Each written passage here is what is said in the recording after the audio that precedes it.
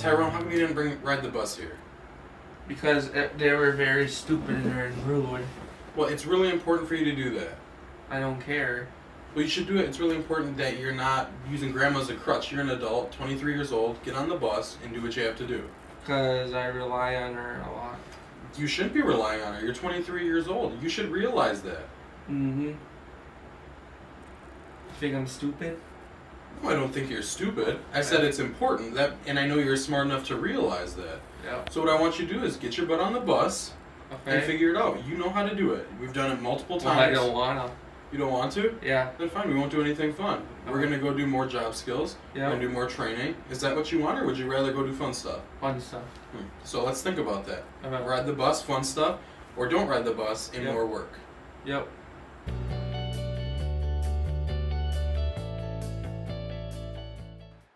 Hi there. So in that last video, that was an example of holding clients accountable for age-appropriate activities. This is really important. A lot of times we have compassion for our clients and we want to hold them to a lower standard, but it's really important we don't, because when we do, we're holding them back and preventing them from reaching their full potential. So we want to be sure to set clear expectations for what would be age appropriate for that particular client. We want to push them on things that we know they're capable of. So if you're confident that the client can do it, but they don't want to, it's still important that they do it and that we push through that.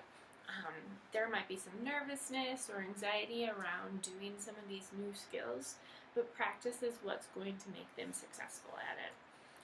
One thing that we try really hard to do is something called differential reinforcement.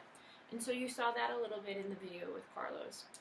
He was encouraging Tyrone to ride the bus, but then he was also using reinforcements such as fun activities and things like that to help motivate him, so that Tyrone understood that when he did those age-appropriate expectations, then they got to do fun things and they got to have a more enjoyable therapy shift compared to if Tyrone was going to refuse to do some of those things.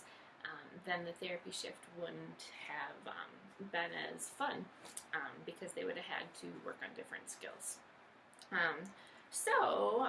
Temple Grandin shares how important this is as well. For those of you who don't know who she is, she's an adult with autism. She has PhD. She does public speaking and is really successful. But she talked about as a child, she used to have panic attacks for going to the store. And her mom would force her to anyway. And to this day, she's so grateful for that, because on her own, she wouldn't have pushed herself outside of her comfort zone. But her mom forced her to, and now she has that skill and many others. So she repeatedly talks about how grateful she is for that. So I have a couple questions for you, Carlos, in regards to your experience with working on these skills with clients. Sounds good. What happens in your experience if you don't push clients and hold them accountable in this way? If you don't push them and continue just to work through like the workbooks and the social skills programs, they're really good at telling us the answers, but lack the skill of actually putting it together and doing it in practice in real life situations. So just exposing them to those things and pushing them through it is the best thing for them. That way they can be successful, contributing members to their society or family or whatever that their goal is. Mm-hmm. So how do you keep the balance? Because it's obviously tough on clients when we're pushing them outside of their comfort zone. So how do you try to maintain that relationship? Sure. I think between the whole team, just having what goal is the most important to push at that time. Especially for like Tyrone, we're bus riding and we're working on independent transportation. That's a big thing for him being an adult and hopefully getting a job soon. We don't need him or want him relying on somebody else to transport him when he's 100% capable of riding the bus or getting a ride from somebody else himself. Sure. So how do you determine what your clients are capable of and what to push them on? I kind of just observe as well as take the family, their caregivers' input, and we kind of sit down and talk about something that the family would want to work on, as well as myself and the rest of the staff. That way we're all on the same page and it's something of interest of the whole family and the client. Sure. So can you share some success stories that maybe started out really tough and resistant, but you worked through it and now... Sure. Yeah, like Tyrone in the beginning, very seldomly left the house for doctor's appointments and things like that. And now, weekly, he's leaving the house 4 or 5 days a week for social activities, job training skills, and eventually, hopefully, a job. That way he can bring in income and do leisure activities on his own. Mm-hmm.